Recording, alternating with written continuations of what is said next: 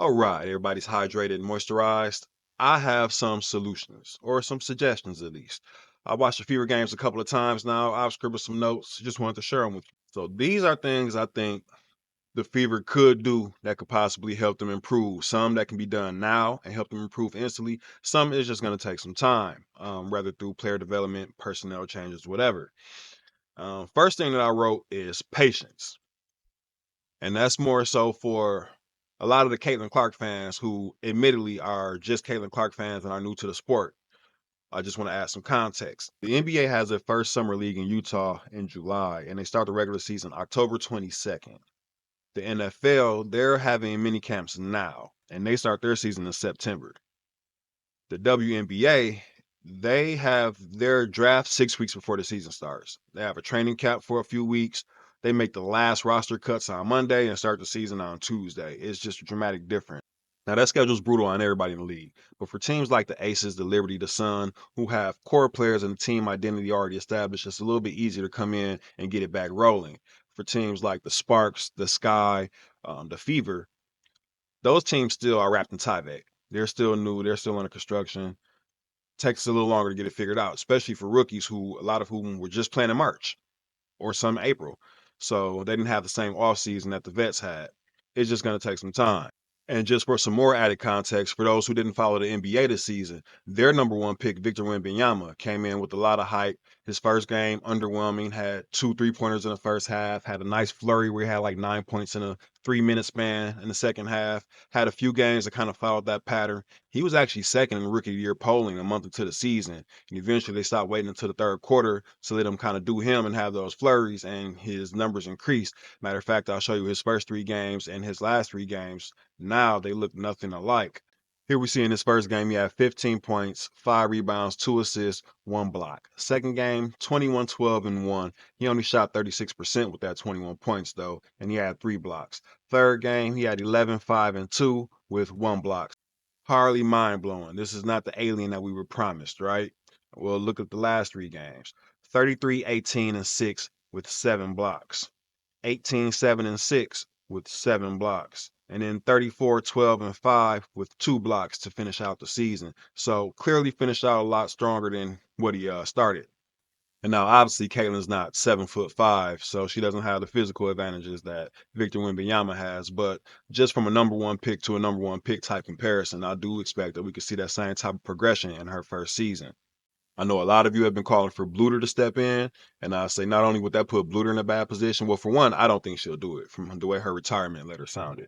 But two, that would put her in a horrible position to be expected to win now with a team that's not built to win now, and also that would be a bad thing to put on Caitlin's jacket as a rookie who came in and kind of just brung in her own personal coach. In a professional league, we don't need that. That's horrible PR for the long. Okay, so besides from patience from everybody involved, including the fans, what are some things that can be done now and in the short term that I think can help them get on the path to championship contention or at least being a good team, right? Number one, big bold letters, hands, hands, hands, dropping too many passes. That could just be lack of familiarity, lack of reps. I'm not sure how you forget how to catch a ball, even in the off season, but the timing is off. They need some hands. Everybody else seems to be doing just fine catching the ball. I'm not sure what's wrong with the Fever right now. That's number one. Don't have to spend too much time on that. Second, they need to move with a little bit more intent and purpose. It was actually discussed during the second game, during halftime, I believe, and I had it in my notes during the first game as well.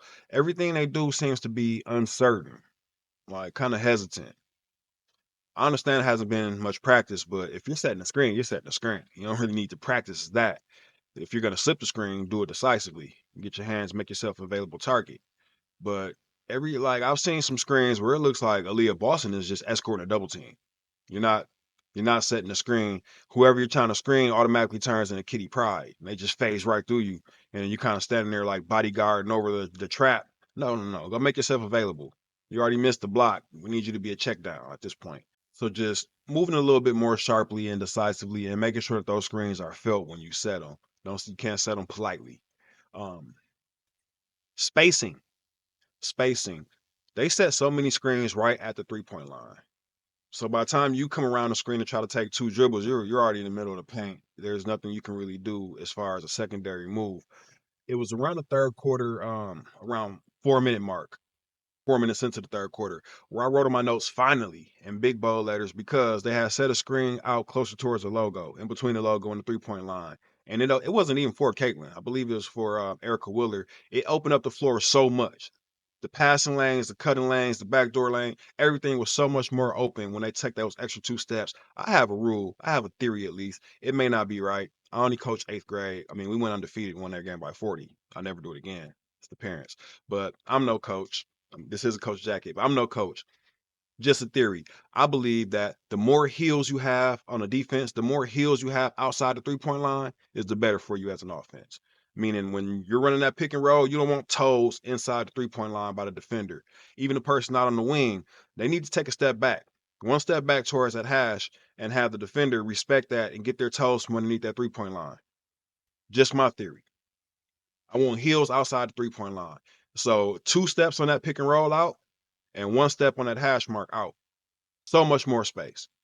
So much more space. Now, imagine you're the person in the corner. Also, they put Caitlin in the corner when she's off ball. I don't like it. Why? Because you can defend Caitlin in the corner the same way you can anybody else, just by standing right there by the 3 point line. When you set her out by the hash on the wing, she can take a step out further than most people can, than most other shooters can. And so the defender has to step out farther. And that's just more space. Imagine you're the player on the corner, in the corner on her side, and your player leaves to go tag Aaliyah Boston on the roll. The ball's coming to you, and so is the rotation on this side. Wouldn't you rather that defender be 4 steps away than 3? Because the time to take that last step, because the time that it takes to take that last step is the time it takes to do this. And so, yeah, I want the defender out there, heels outside the 3 point line by the hash. And if you kick it back to the hash, it doesn't mean it have to necessarily shoot from that far. You can always step into a jumper right at the 3 point line. Just my thoughts. Also, off the pick and roll, you get 2 hard dribbles before you even make it to the 3 point line. You can pull up, stop, snatch back. It gives a lot more space for the roller to get into somewhere where they can pop. I haven't seen Leah Boston pop at all. It's pick and roll, pick and roll, pick and roll. What made Karl Malone and John Stockton so great at the pick and roll was that Karl Malone was also great at the pick and pop. I need to see, we were talking about long twos. I want to see some long twos from Aaliyah Boston. Because everything can be towards the rim. It's very predictable for players to jump in passing lanes. Everything is a roll. So, yeah, 2 steps out on that pick and roll action, 1 step out on that wing player, in my opinion. Caitlin out of the corner. I mean, obviously everybody switches positions as the play goes on, but I'm just talking about as a as a set. This is how we want to start the offense, right? And we also have to remember that these players are between 5'8" and 6'5" for the most part. The majority under 6'3". So this isn't like Giannis and Victor Wembanyama out there covering a bunch of space in 2 or 3 steps. The cumulative effect of having to take those extra steps, cover 30 feet of space, and the ball moving side to side, after 3 quarters, that adds up. And that's how you beat a more talented team, honestly. First, the Fever has to get in better shape because you have to be in better shape than the other team if you're going to be, trying to outlast somebody. But to, yeah, have them chasing the ball around and to extend out the area that they have to cover every single possession, that matters. So just one small detail.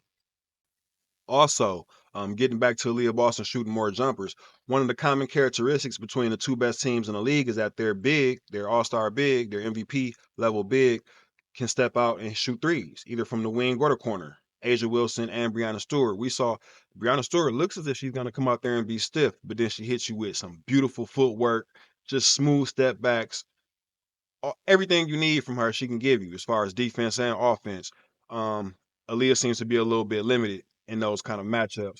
If you look at a shot chart from her last couple of years, yeah, she doesn't really shoot many threes at all, even though last season she shot them at a 40% clip.